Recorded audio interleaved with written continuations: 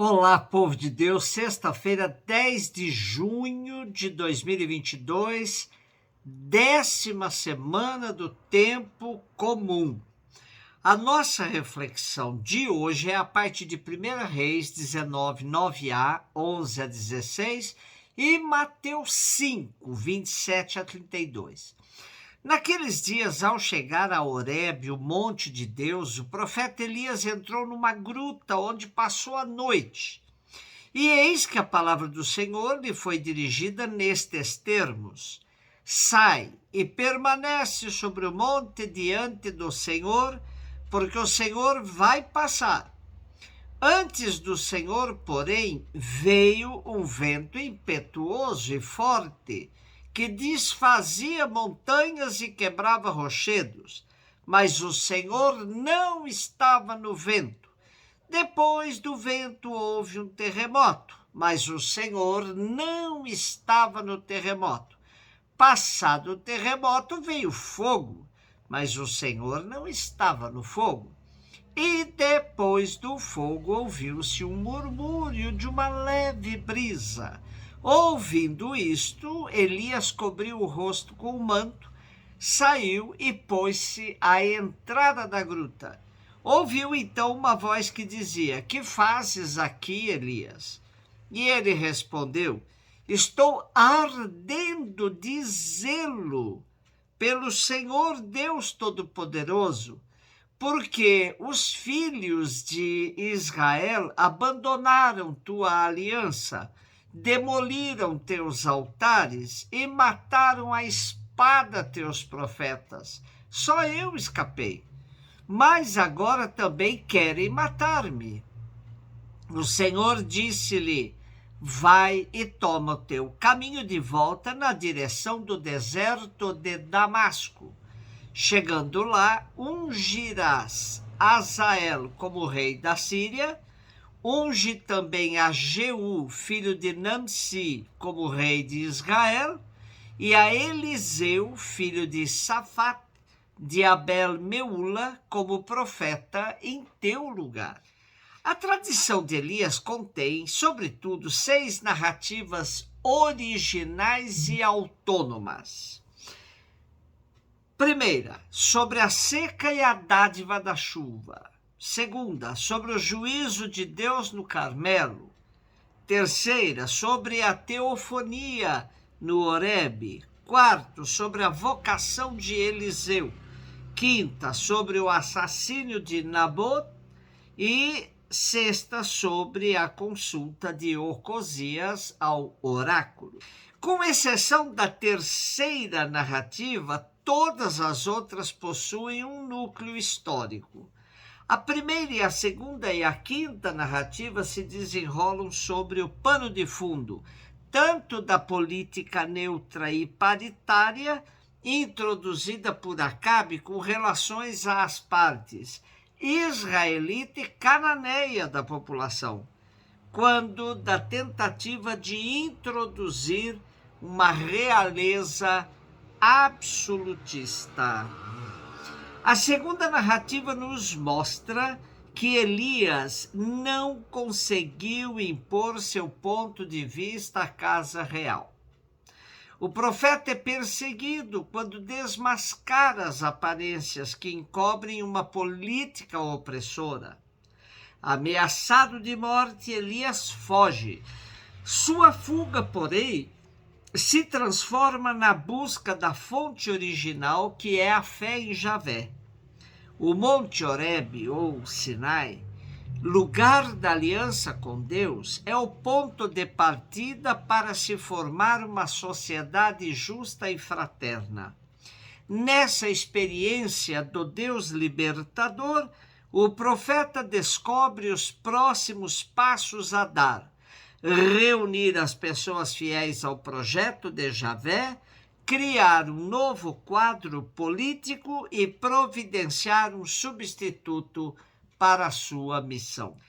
Mateus 5, de 27 a 32. Naquele tempo disse Jesus aos seus discípulos: ouvistes o que foi dito: não cometerás adultério. Eu, porém, vos digo, todo aquele que olhar para uma mulher com o desejo de possuí-la, já cometeu adultério com ela no seu coração. Se o teu olho direito é para ti ocasião de pecado, arranca-o e joga-o para longe de ti. De fato, é melhor perder um de teus membros do que todo o teu corpo ser jogado no inferno. Se tua mão direita é para ti ocasião de pecado, corta e joga-a para longe de ti. De fato, é melhor perder um dos teus membros do que todo o teu corpo ir para o inferno. Foi dito também, quem se divorciar de sua mulher, dê-lhe uma certidão de divórcio. Eu, porém, vos digo, todo aquele que se divorcia de sua mulher, a não ser por motivo de união irregular, faz com que ela se torne adúltera. E quem se casa com a mulher divorciada, comete adultério. Jesus apela para o amor real e verdadeiro que deve haver entre o casal e radicaliza a necessidade de interiorizar a fidelidade matrimonial. O adultério começa com um olhar de desejo e o mal deve ser cortado pela raiz. Quando se introduz uma exceção dizendo a não ser por motivo de união irregular, pode ser uma referência às uniões ilegítimas, por causa do grau de parentesco que trazia impedimento matrimonial segundo a lei. Caso histórico de leitura fundamentalista deste texto de hoje é o de Orígenes, um padre da igreja que viveu entre o segundo e o terceiro século. Seu bispo não queria ordená-lo porque ele teria se automutilado para não pecar, para vencer suas tentações. No ano de 230 foi ordenado pelo bispo Teóctisto de Cesareia. Esta ordenação causou grande controvérsia, visto que Orígenes não pertencia à diocese de Cesareia e se tinha automutilado, tornando-se eunuco, algo que a igreja condenava. Orígenes se tornou um grande escritor sagrado com inúmeras obras, mas sua automutilação e as controvérsias com seu bispo o impediram de ser considerado um santo na igreja. Daí que é preciso ler o texto contextualizado e tirar consequências sérias para a nossa vida. O que Jesus visava era a radicalização na compreensão da lei, para que o mal fosse cortado na sua raiz, mas jamais Cristo teria pensado em mutilações. Hoje sofremos com inúmeras correntes fundamentalistas nas grandes religiões, islamismo, judaísmo, cristianismo. O fundamentalismo existe em praticamente todas as expressões religiosas da humanidade, mas não é um fenômeno causado pela instituição religiosa em si, mas sim pelo fiel.